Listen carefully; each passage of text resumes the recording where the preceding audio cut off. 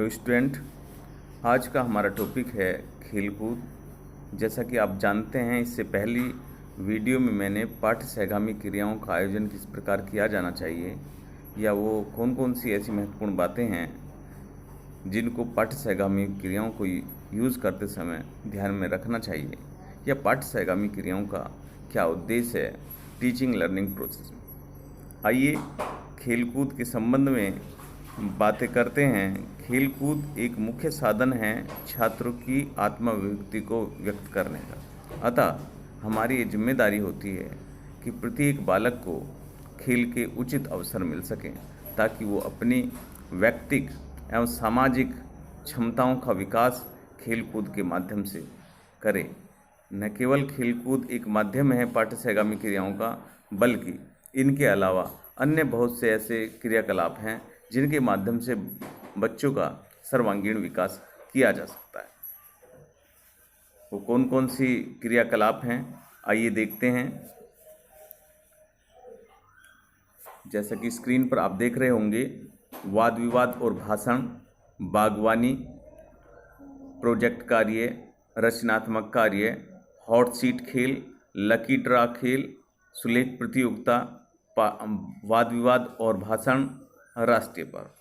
ये वो पाठ्य क्रियाएँ हैं जो हम कंटेंट के साथ साथ अन्य जो क्रियाकलाप हैं अप्रत्यक्ष रूप से ये सारी क्रियाएँ छात्रों के सर्वांगीण विकास के लिए बहुत ज़्यादा जरूरी हो जाती हैं। जैसे वाद विवाद में छात्रों को अपने विचार को कैसे अभिव्यक्त किया जाए, किस तर्क संगतता से किया जाए, कितने प्रभावशाली ढंग से किया जाए, इससे छात्रों को अवसर मिलते हैं और वो अपनी संप्रेषण शैली में विकास करते हैं और तर्क करने की क्षमता बच्चों की बढ़ती है। इसके साथ साथ बागवानी भी एक अपने आप में कौशल है, क्योंकि जो बागवानी के माध्यम से बहुत सारी ऐसी ज़रूरतों की चीज़ जो हम डे टू डे लाइफ में खाते हैं उनकी बागवानी की जा सकती है। इसके माध्यम से बच्चों को इस तरह के अवसर प्रदान करने चाहिए ताकि वो भविष्य में बागवानी का इस्तेमाल अपने विकास के लिए कर सके, अपनी ज़रूरतों को पूरा करने के लिए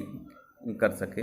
इसके अलावा प्रोजेक्ट कार्य में भी छात्रों को ग्रुप में रहकर कोई ना कोई प्रोजेक्ट देना चाहिए ताकि की जो आदत है उसका विकास हो सके, सामाजिकता का विकास हो सके और इसके साथ साथ सहयोगात्मक प्रवृत्ति उनमें पैदा हो सके। तो प्रोजेक्ट कार्य से इन लक्ष्यों को प्राप्त किया जा सकता है। रचनात्मक कार्य में अन्य तरह की ड्राइंग होगी, पेंटिंग होगी, सांस्कृतिक कार्यक्रम होंगे, या जो वेस्टेज चीज़ है उससे कोई समाज उपयोगी वस्तुओं का निर्माण करना आदि, इस तरह के रचनात्मक कार्य के माध्यम से भी छात्रों की जो मूल प्रवृत्ति है उसका विकास किया जा सकता है। इसके साथ साथ हॉट सीट खेल में क्या होता है, बहुत सारे एक कंटेंट को तैयार किया जाता है और उस कंटेंट से तैयार जब हो जाता है उस बच्चों में से ही एक को हॉट सीट पर बैठने के लिए कहा जाता है। हॉट सीट पर बैठने वाले छात्र से अन्य छात्र उस कंटेंट से संबंधित प्रश्न करते हैं। यदि अधिकतर प्रश्नों का उत्तर वह छात्र दे देता है तो उसको विजेता घोषित कर दिया जाता है, अन्यथा अन्य बच्चे का अवसर आता है। इसी प्रकार लकी ड्रॉ खेल में भी कोई ऐसा इशू या मुद्दे या एक अलग अलग विषय ये तय कर लेते हैं। हर एक छात्र को उसमें पार्टिसिपेट करने का अवसर प्रदान किया जाता है और जो भी उसका विषय आता है उस पर उसको उस संबंध में अन्य छात्रों के प्रश्नों के उत्तर देने होते हैं और या उस पर वो बोल सकता है। नेक्स्ट है सुलेख प्रतियोगिता। अपनी राइटिंग को सुंदर और सुडौल बनाने के लिए कैसे वो अभ्यास करे या उसमें बच्चों में प्रतियोगिता कराई जाए ताकि छात्रों में जो सुलेख के माध्यम से अपनी राइटिंग को बेहतर बना सके। साथ ही साथ बच्चों में, छात्रों में राष्ट्रीयता की भावना को उत्प्रेरित करना या उसको प्रोत्साहित करना या राष्ट्र प्रेम जागृत करना, ये भी एक अच्छा क्रियाकलाप है। इसके माध्यम से जो हमारे राष्ट्रीय स्वतंत्रता दिवस है या गणतंत्र दिवस है उनको मनाना, 2 अक्टूबर गांधी जयंती, ये हमारे राष्ट्रीय पर्व हैं। इनके माध्यम से छात्रों में राष्ट्रीयता की भावना को बढ़ावा दिया जा सकता है और इस पे अलग अलग तरह तरह के कार्यक्रम आयोजित कराए जा सकते हैं ताकि छात्रों में राष्ट्र प्रेम की भावना का उदय हो सके। ठीक है बच्चों, आइए आगे नए टॉपिक की तरफ चलते हैं। फ्रोबेल के खेल के संबंध में विचार। जैसा कि मैंने शुरू में ही बताया था, जो खेल कूद हैं वो महत्वपूर्ण साधन हैं पाठ्य सहगामी क्रियाओं में। इसमें खेल कूद छात्रों में आत्मविश्वास, आत्मनिर्भरता तथा उत्तरदायित्व की भावना तथा स्वशासन आदि गुणों का विकास करने के लिए विद्यालय में छात्रों को खेलकूद समिति का निर्माण करना चाहिए। इसके अलावा फ्रोबेल प्रथम शिक्षा शास्त्री है जिन्होंने बालक की शिक्षा में खेल के महत्व को समझते हुए उनका उपयोग किया। उनका विचार है कि खेल बालक के लिए स्वाभाविक होता है और इसमें उन्हें आत्माभिव्यक्ति का अवसर प्राप्त होता है। फ्रोबेल का विचार है कि खेल के द्वारा बालक सर्वप्रथम संसार में अपने मौलिक रूप को प्रस्तुत करता है। ठीक है बच्चों, खेल के आयोजन संबंधी मुख्य बिंदु क्या हैं जिनको हमको ध्यान में रखना चाहिए बच्चों। पहला है पाठ्य सहगामी क्रियाकलाप में प्रतियोगियों को खेल कूद के अवसर देना। अतः प्रत्येक अवसर को ये सुनिश्चित करना चाहिए कि खेल के अवसर प्रदान। दूसरा, खेल पर कुछ ही छात्रों का एकाधिकार नहीं होना चाहिए। कभी कभी ऐसा होता है जो ज़्यादा रुचि लेते हैं या जिनमें क्षमता ज़्यादा होती है वो लोग ही ज़्यादा खेलकूद प्रतियोगिता में प्रभावी हो जाते हैं। तो इस तरह की बातों को अत्र ज़्यादा पार्टिसिपेंट नहीं लेते, उनको भी प्रोत्साहित करके उनको भी अवसर देने की पूरी स्वतंत्रता देनी चाहिए।